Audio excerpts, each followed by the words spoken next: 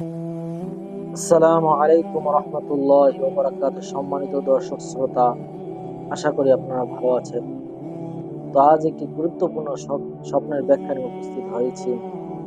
তো আল্লাহ পাক আমাদের তৌফিক দান করলে আপনারা যদি এই স্বপ্নের ব্যাখ্যাটি দেখেন, তবে কেউ যদি এই রিলেটেড কোনো কিছু দেখে থাকে, তবে তার স্বপ্নের ব্যাখ্যা সে পেয়ে যাবে।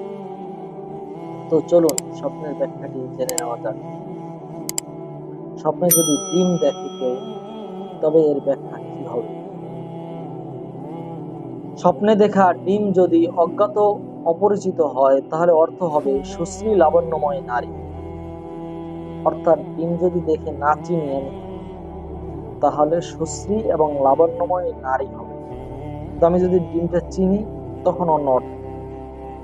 কিন্তু এর জন্য শর্ত হলো দর্শনকারী ডিমের মালিক হওয়া, কিংবা সেটি তার নিকট আসা অনিবার্য, যে তার কাছে আসতে হবে। সে ডিম দেখলো, ডিমটা অন্যদিকে চলে গেল। সে ডিম কেউ নিয়ে আসছে, সে তার কাছে না এসে সে অন্য কোথাও গেল, তখন এই ব্যাখ্যা হবে না। বরং কেউ ডিম তার কাছে নিয়ে আসছে, তখন এই ব্যাখ্যার অর্থ এইটা হবে, নারী হবে।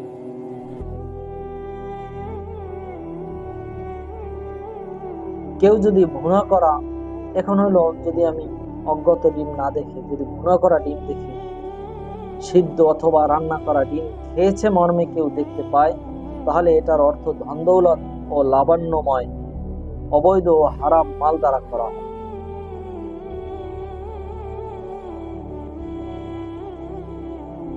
কেউ যদি ভুনা করা, সিদ্ধ অথবা রান্না করা ডিম খেয়েছে মর্মে দেখতে পায়, তাহলে এটা তার ধন দৌলত ও কল্যাণময় উত্তম রিজিক প্রাপ্তির আলামত।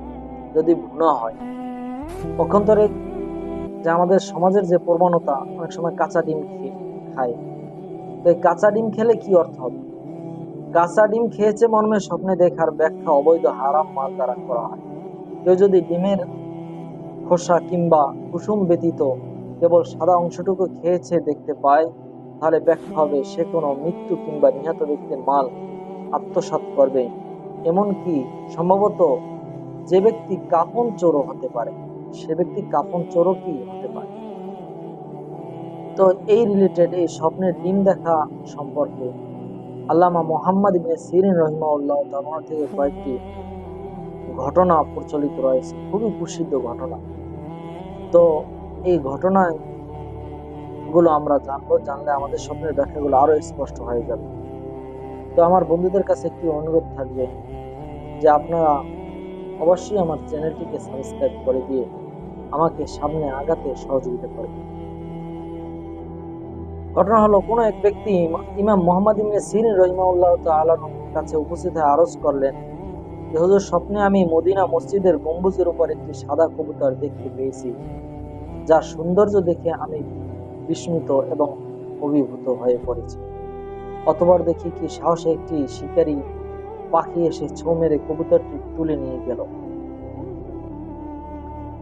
যে কবুতরটা হলো মানে খুবই সুন্দরী, এত সুন্দর কবুতর।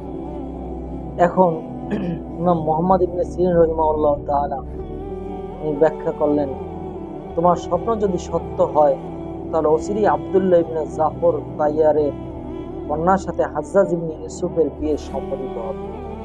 সুতরাং বাস্তবে তার ব্যাখ্যাই সত্য প্রমাণিত হলো। অল্প কদিন পরে হাজ্জাজ ইবনে ইউসুফের কন্যা আব্দুল্লাহর কন্যাকে হাজ্জাজ ইবনে ইউসুফ আব্দুল্লাহর কন্যাকে বিয়ে করে নেয়।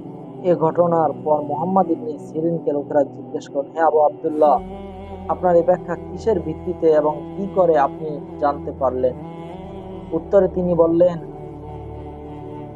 যে এই যে সে দেখছে সুন্দরী, অনেক সুন্দর, ঝাকঝকপূর্ণ, এর অর্থ হলো নারী, নারীর রূপ এবং লাবণ্যের অর্থ। আর মসজিদের গম্বুজ অর্থ হলো যে নারীর বংশমর্যাদা।